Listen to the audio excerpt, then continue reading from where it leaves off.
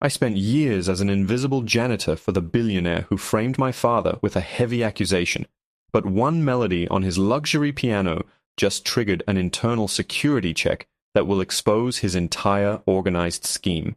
Now, the golden boy of Wall Street is facing dozens of years in prison, and the radicals he once funded are coming to silence me forever. They say money can't buy class, but in the world of Julian Thorne, money bought the right to be a monster. I've worked as a janitor at Thorne Tower for 3 years, and in that time, I've become an expert at one thing: being invisible. To the executives in their $4,000 suits, I'm just a moving shadow in a navy blue jumpsuit, a ghost that smells of lemon bleach and industrial floor wax. I've seen them trade secrets that could collapse markets. I've seen them ruin lives over a lunch break. And I've seen Julian Thorne, the golden boy of Wall Street, treat human beings like disposable napkins. But today was different. Today, the air in the penthouse felt heavy, like the static before a lightning strike. Thorne was hosting a private reception for a group of international investors, the kind of men who own countries and don't look at price tags. In the center of the marble atrium sat the crown jewel of his ego, a custom-made midnight black Steinway grand piano. It cost more than the house I grew up in, yet in the 2 years it had sat there, I'd never seen anyone touch it. It was a trophy, not an instrument. I was buffing the brass railings near the balcony when I heard the glass shatter. Julian Thorne had dropped his tumbler of 20-year-old scotch. He didn't look down at the mess. He looked straight at me. "You," he barked, his voice cutting through the soft jazz, playing over the speakers. "Marcus, isn't it? Get over here. Now." I walked over, my head lowered, the weight of a dozen pairs of eyes pressing into my back. "Yes, Mr. Thorne. I'll have it cleaned up in a second." I knelt down with my microfiber cloth, carefully picking up the shards. Thorne didn't move. He stood so close I could smell the expensive tobacco on his breath. "Look at those hands," he said, loud enough for the whole room to hear. The guests chuckled. "Rough, calloused, stained with chemicals. Tell me, Marcus, do you ever get tired of being at the bottom of the food chain? Does it ever occur to you that some people are born to lead, and others are born to scrub the floors they walk on?" I kept my eyes on the floor. "I'm just doing my job, sir." "Your job," he sneered, kicking a small piece of ice toward my hand. "A trained monkey could do your job. You see this piano? This is art. This is history. It represents a level of soul and sophistication that people like you can't even fathom. To you, it's probably just another surface to dust, isn't it?" He leaned in closer, his voice dropping to a cruel whisper. "I bet you've never even heard a symphony that wasn't coming out of a cheap car radio in the projects. You're a blank slate, Marcus. Nothing but muscle and a mop." The room erupted in polite, cruel laughter. My chest tightened. It wasn't the first time he'd insulted me, but there was a sharp edge to his words today that cut deep. He wanted to humiliate me in front of his peers to prove how powerful he was. He wanted to remind me that in his world I wasn't even a person.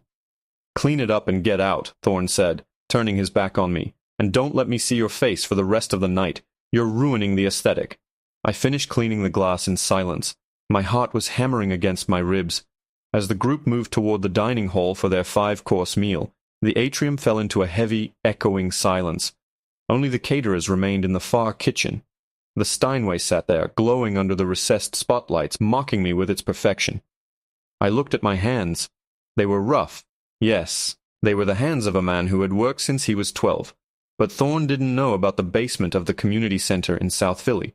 He didn't know about the blind old man who lived in 4B, who had taught me how to read music before I could read a textbook. He didn't know why I moved the way I did, with a rhythm that had nothing to do with cleaning floors. I shouldn't have done it. It was a breach of every protocol. It was a one-way ticket to the unemployment line, or worse if Thorne decided to call his security group. But the anger was a cold fire in my gut, and for the first time in my life, I didn't want to be invisible. I set my cleaning bucket down. I walked over to the bench, the leather creaking slightly as I sat. I placed my hands over the keys, the same hands Thorne had just ridiculed. I closed my eyes, and for a second I wasn't a janitor. I wasn't at the bottom of the food chain. I struck the first chord. It wasn't a soft, tentative note. It was a thunderous, complex opening of a piece so difficult, so demanding, that most professional concert pianists wouldn't dare play it without months of practice. The sound exploded through the atrium, vibrating in the marble walls, a tidal wave of music that seemed to shake the very foundation of the building. In the dining room, the clinking of silverware stopped instantly. Total silence fell over the guests. I didn't stop. My fingers flew across the keys with a precision that defied logic, my body swaying as I poured every ounce of my humiliation, my history, and my soul into the ivory. It was Mozart's Lacrimosa, but infused with a raw, modern pain that made the air feel electric. I heard footsteps, fast, frantic footsteps, approaching from the hall. I knew it was Thorn. I knew he was coming to scream, to fire me, to have me thrown out of the building. But as the music reached a fever pitch, a soaring, tragic crescendo that filled every corner of the penthouse, the footsteps stopped. I didn't look up, but I felt him standing there. I felt the entire room of billionaires standing at the edge of the atrium, frozen, their mouths agape. I finished the final, haunting minor chord, and let the pedal sustain the sound until it faded into nothing. The silence that followed was deafening. I slowly stood up, my heart racing, and turned to face Julian Thorne. The billionaire wasn't red-faced or shouting. He was pale. His glass of scotch was trembling in his hand, and for the first time since I'd known him, he looked terrified. He wasn't looking at me like I was a janitor anymore. He was looking at me like he'd just seen a ghost, or like I held a secret that could destroy his entire world. "Where?" Thorne stammered, his voice cracking. "Where did you learn to play that specific arrangement?" I looked him dead in the eye, the invisible man finally standing in the light. "The same place you stole it from, Julian." The color drained from his face completely, and he looked around frantically at his investors, who were now whispering to one another with growing suspicion. Thorne stepped toward me, his voice a panicked hiss. "Keep your mouth shut. Whatever you think you know, you're wrong. Get in my office, now." But as I moved toward the office, the main elevator dinged. 2 men in dark suits stepped out, carrying folders with the seal of the internal security audit. They weren't looking for me. They were looking for Thorne. Thorne's office was a glass cage, overlooking a city that looked like a circuit board of gold and shadow. He slammed the door behind us, his composure fracturing like the Scotch glass in the atrium. Outside, the 2 men from the internal check stood like statues, their presence a silent death sentence for Thorne's reputation. The luxury of the room, the hand-stitched leather chairs, the original impressionist paintings, the hum of the climate control, now felt like a velvet-lined trap. "How much?" Thorne hissed, pacing the length of his mahogany desk. "How much to make you walk out that door, quit this job, and never humiliate me again? $1 million. 2. I can have it in an offshore account by morning. Just tell them you were confused. Tell them the music was a prank." I stood by the floor-to-ceiling window, my reflection ghosted against the skyline. I looked at the man who had spent years treating me like I was part of the furniture. "You think this is about money, Julian? You think everything has a price tag because you were born with a silver spoon that someone else had to polish? Don't give me that working-class hero speech," he spat, his face turning a blotchy, frantic red. "I saw how you played. That arrangement, that was the Vance Nocturne. It hasn't been heard in 30 years, not since Elias Vance died in that accident at my father's estate. How do you know it? Who are you?" "Elias Vance was my father," I said, my voice steady as stone, cutting through his panic. "And it wasn't an accident. He was the one who actually built the Thorne Foundation's cultural legacy. He wrote the music your family took credit for. He designed the mathematical models for the algorithms your company uses to predict the market. And when he wanted to go public with the truth that your family was using his genius to facilitate a massive organized scheme, he was silenced." Thorne froze. The arrogance in his eyes was replaced by a raw, jagged fear. "You're lying. My father was a visionary. He found your father in the gutter and gave him a purpose. Your father was a thief who realized that a brilliant black man in the 80s was the perfect ghost," I countered. "He promised my father a legacy. Instead, he gave him a shallow grave and a heavy accusation that ruined his name even after he was gone. I took this job to get close to the source, to find what he hid. I've spent 3 years scrubbing your floors just to learn your schedules, your passwords, and the layout of this vault you call a home." The door to the office opened slowly. The lead man from the internal check, a man with graying hair and eyes like frozen steel, stepped inside. He held a tablet displaying a live feed of the atrium, where the guests were still standing in a state of shock. "Mr. Thorne," the man said, his voice devoid of emotion, "the Board of Directors and the Service of Internal Security have been monitoring your communications for 6 months. We were looking for the Vance files. We didn't realize they weren't in the digital servers. They were hidden in the harmonics of that piano. The frequency of the notes Marcus just played. It acted as a sonic key." He turned to me, a faint, dangerous smile on his lips. "Marcus, your performance didn't just impress the guests. It triggered a decibel-sensitive recording device built into the frame of that Steinway. It's been transmitting the encrypted data from your father's final work directly to our servers for the last 10 minutes. The organized scheme you mentioned, it's all there. The shell companies, the transactions with radicals, the whole network." Thorne collapsed into his chair, his face the color of ash. I can explain. It was the board. They forced my hand. They said if I didn't keep the money moving through the Arts Foundation, they'd bury me. "You're facing dozens of years, Julian," the investigator said, "and the seizure of every asset tied to the Thorne name. The heavy accusation you tried to bury is now the headline of every major news outlet in the country. You're done." I felt a flicker of relief, a weight lifting off my shoulders after years of living as a ghost. My father was finally going to be vindicated, but as the investigator walked toward me, he didn't offer a hand in gratitude. Instead, he reached into his jacket and pulled out a small, metallic device. Illegal weapon technology that looked far too advanced for a standard auditor. He looked at his partner in the hallway and nodded. The partner reached over and clicked the electronic lock on the office door, the heavy bolt sliding into place with a definitive, chilling thud. "You did a great service to the truth today, Marcus," the lead investigator said, his voice now dropping to a chilling, predatory tone that made the hair on my arms stand up. "But there's a problem. The organized scheme doesn't just involve Thorne Tower. It involves the very people you think you're talking to. The Vance files don't just contain evidence against Julian. They contain the names of everyone in the Internal Security Service who took a bribe to keep this family in power for 40 years. He raised the weapon, pointing it directly at my chest. The red dot of a laser sight settled on my heart. Thorne looked up, a glimmer of pathetic, desperate hope returning to his eyes. "Wait," Thorne whispered. "If you kill him, I can still help you. I can tell the board it was all the janitor's fault. We can frame it as a breach of prohibited substances." "Shut up, Julian," the investigator snapped. "You're a liability."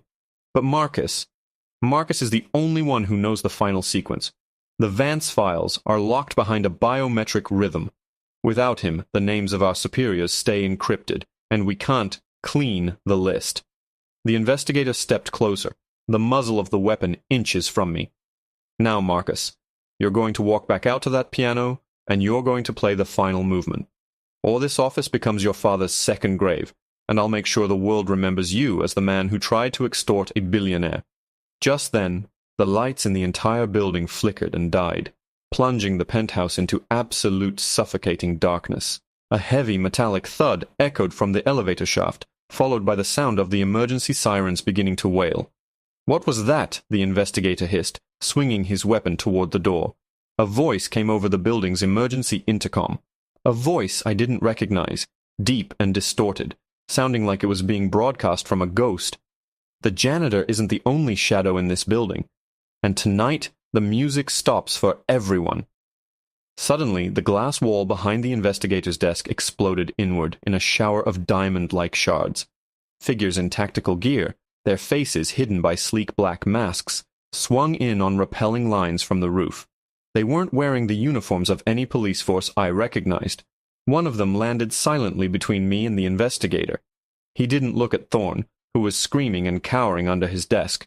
He looked at me, and through the thermal visor of his helmet, I saw a pair of eyes that were a perfect mirror of my own. "Run, Marcus," the figure whispered, his voice a gravelly echo of a man I thought was buried 3 decades ago. "They're not here for the files. They're here to make sure no one survives the revelation." The lead investigator fired a shot, the suppressed crack of the weapon echoing in the small space, but the masked figure was faster. He tackled the investigator through the mahogany desk, both of them crashing into the darkness. In the chaos, I scrambled toward the service exit, my mind reeling. I looked back one last time as the emergency strobes kicked in. The man who had saved me was standing over the investigator, and on his right wrist was a birthmark, a jagged, star-shaped scar that I had seen every day of my childhood. "Dad," I breathed, the word lost in the roar of a second explosion from the floor below. I burst through the service door and into the stairwell. But as I looked down the center of the spiraling stairs, I saw a sea of red lights moving upward. The radicals Thorne had been funded by weren't coming to save him. They were coming to burn the evidence, and they were already on my floor. I was trapped between the people I was trying to expose and a father I thought was a ghost, and the only way out was 20 stories of glass and steel. The red laser sights of the radicals' weapons swept the stairwell like hungry eyes, the beams cutting through the haze of dust and smoke. I didn't go up, and I didn't go down. I knew this building better than the architects who had drawn the blueprints.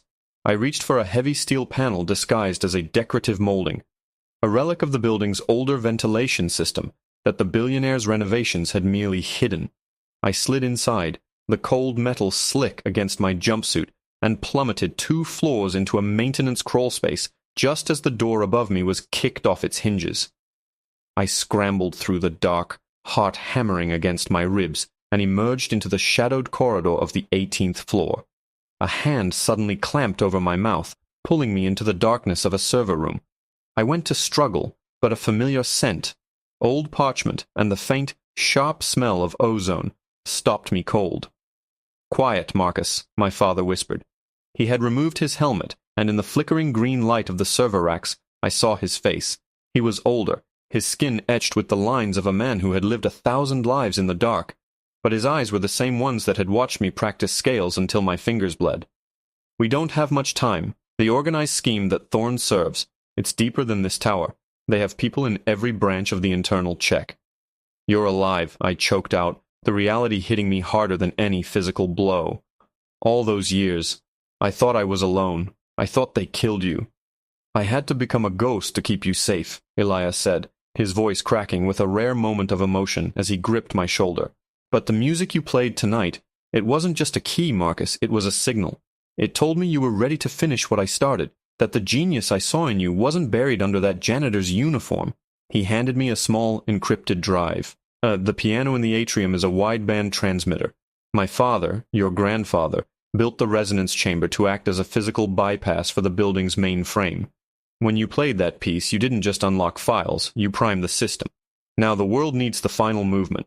The one I taught you when you were 5. The one we called the voice of the people. I can't go back there, Dad. The criminals, the corrupt group, they're everywhere. They think we're trapped," Elias said, a fierce cold light in his eyes. "But they forget that this building is built on our family's stolen dreams. Follow me." We moved like shadows through the ventilation shafts, emerging on a maintenance catwalk directly above the atrium. Below us, the scene was pure chaos. Thorne was being dragged toward the elevator by the corrupt investigators, while the radicals were setting explosive devices on the support pillars. They were going to bring the whole tower down to bury the evidence of their organized scheme. "Now!"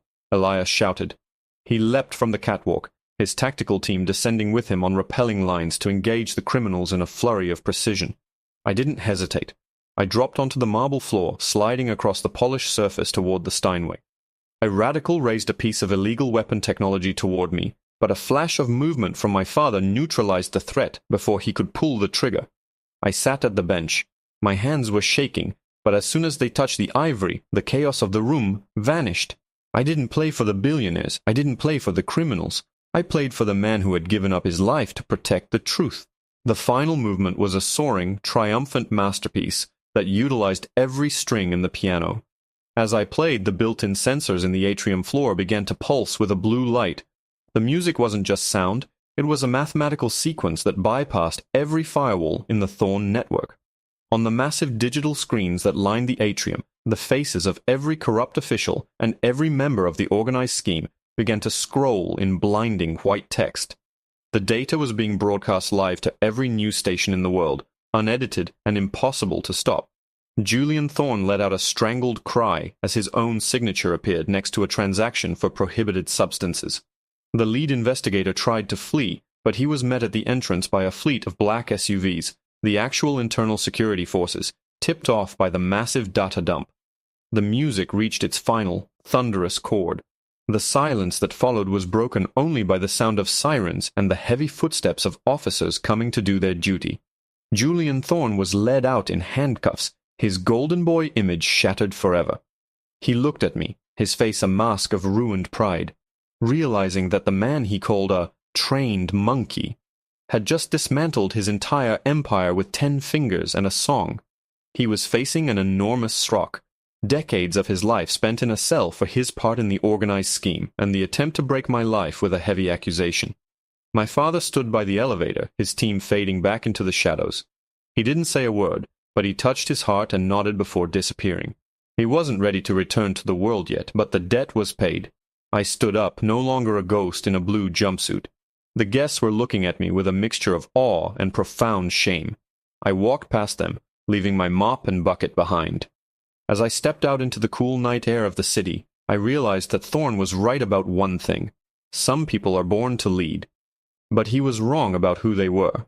True power wasn't in the money, it was in the truth and the music that sets it free. I wasn't just Marcus the janitor anymore. I was Marcus Vance, and the world was finally ready to listen.